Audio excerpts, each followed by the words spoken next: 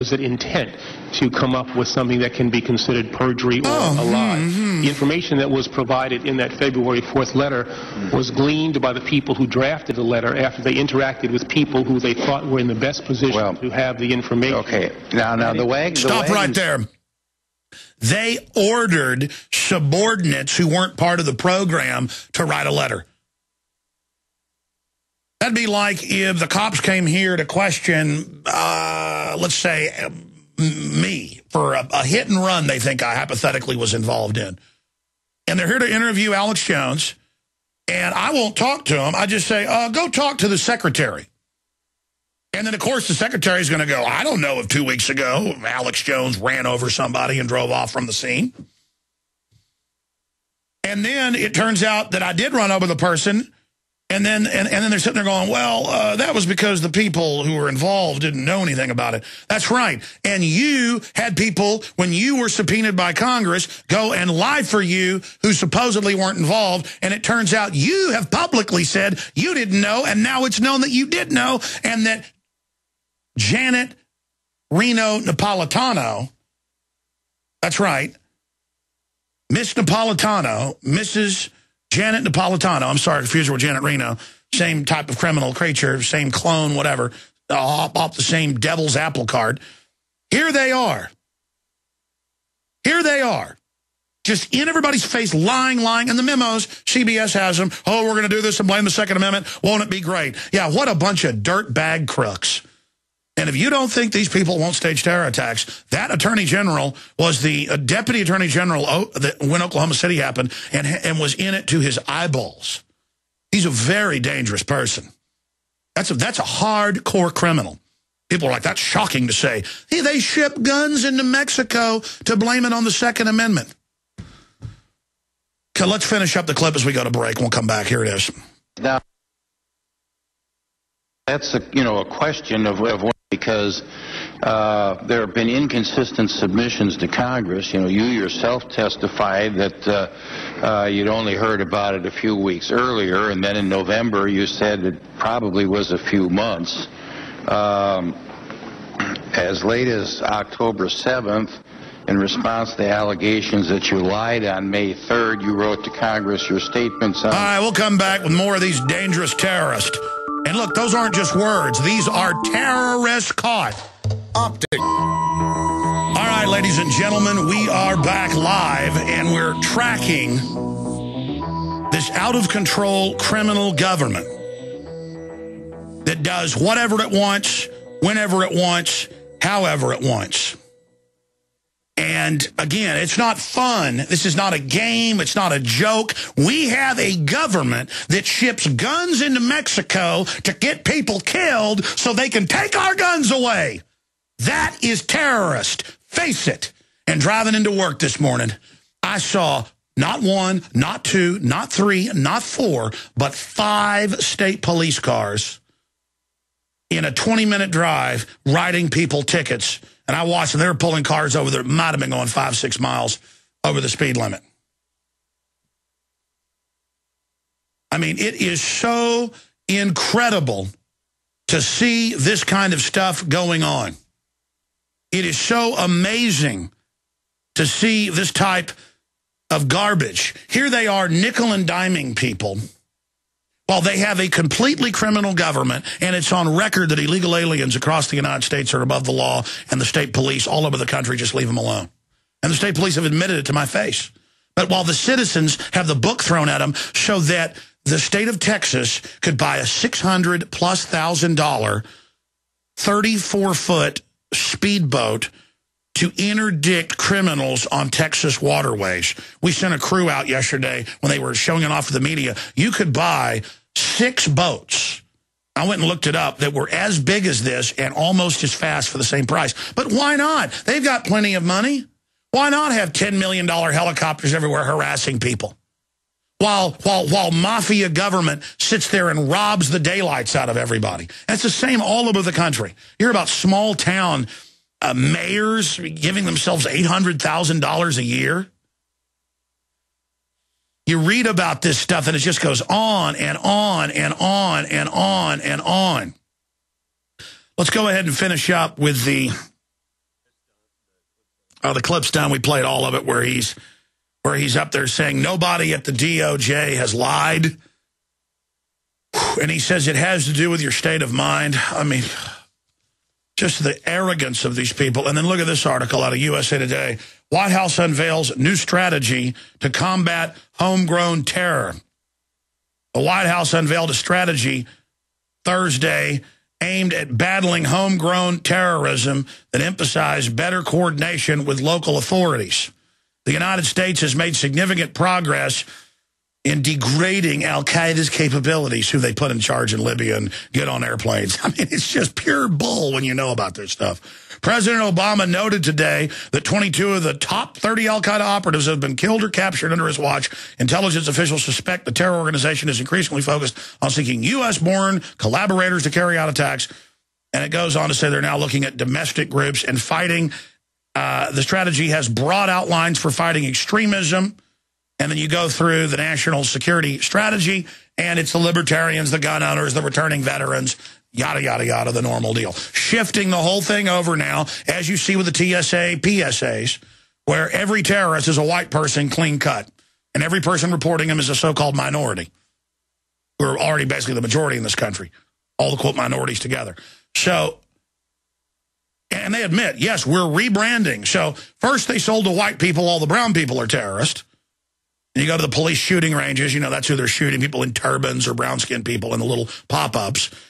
And then now because white folks are like, well, at least it didn't, you know, us. We're not really racist, but still, at least it's not a white guy. I mean, you know, brown guys are a little bit different than us. And now it's, okay, well, now we're just going to say all the white people are terrorists, too. And so they're done. Everybody's a terrorist. Nobody can be trusted except the government. They're going to take our rights away to fight the terrorist when they're not getting the underwear bomber on the airplane confirmed.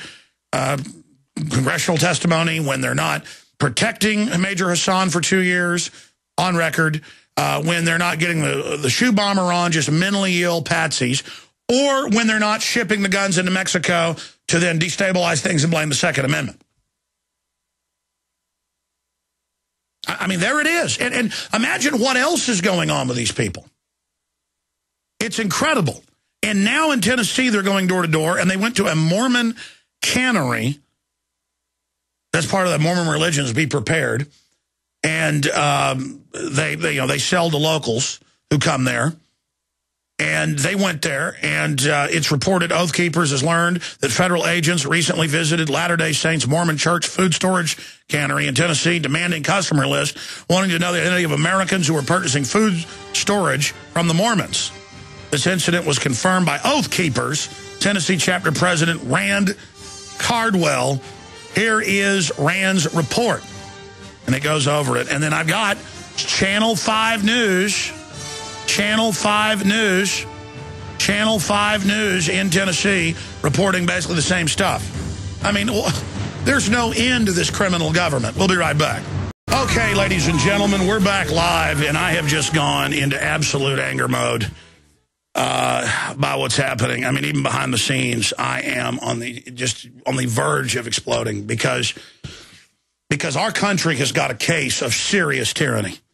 And we have got to respond to it, and we've got to deal with it, because now the criminals are being exposed. They're butchering the country, and they're making their move. Now, I wanted to get Lindsey Williams back on. I'm going to give you the floor, Lindsey, here. We only got you for 30 minutes. We didn't have time to finish yesterday. I want you to recap the latest point in Iran, the other 5 points, how it ties in, that your former oil company executive insider info you were given. And then I want you to get into the religious part of how the elite are operating, because I know they've taken over the World Council of Churches, National Council of Churches. I know they're putting their propaganda in at every level. I know all of that is happening. And I know they've taken over many of the churches. And so that's part of their program. When you say devil messiah, that means their counterfeit church that the Rockefellers have set up and others. So I want to just, until we go out to the end of the hour here, I want to let you roll here. You don't need to thank me or any of that, normal pleasantries. Just get right into the 5 points, the Iran point, and then what they got into, what the elite believes is going to happen in 2012. Because I know who your source is. I know Dr. Monteith's talked to him, and the other source, Ken Fromm, who's now died of cancer last year, And so I want to just hear from you what they have to say, because so much of what they've broken down has come true and unfolded. Lindsey Williams, thanks for being with us here on short notice since yesterday. I feel so honored that years ago God would have allowed me to be asked to be the chaplain to the elite of the world for a 3-year period, and then to keep in touch with these people over these years so that I could come here today on the Alex Jones Show and save you major heartache. If you had listened, you did, those of you who did listen to Mr. Ken Fromm before he died, if it's written on a piece of paper, it's worth the paper it's written on. You didn't lose one single penny in the MF global collapse and bankruptcy here the other day because you listened to what he said. This is how the elite can save you. These men are old, 70s and 80s. They are talking as old men. You will not lose a single penny in the dollar collapse, and I think it will be next year. From what they're telling me, you will not lose one penny in the dollar collapse. If you were just merely follow the guidelines of the things we're trying to tell you that the elite are telling me, the devil's Messiah agenda, which I'm going to get into today, your family will not be corrupted. Your children will not suffer the onslaughts of this agenda in 2012.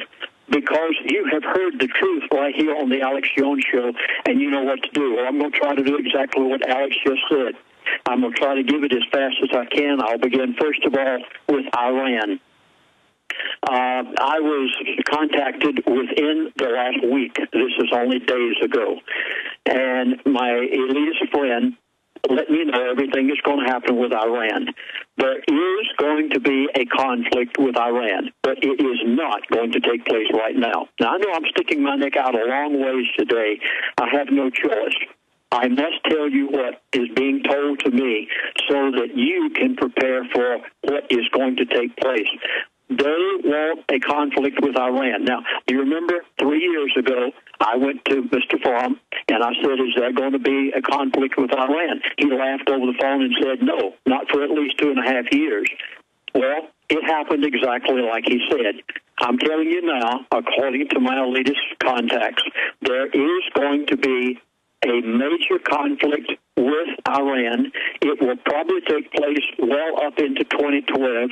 It is not going to happen this month, next month, or possibly the following month, even though we have our warships over there. Russia has their warships over there. Syria is a major issue. China has said, I will come to the rescue of Syria if NATO goes in.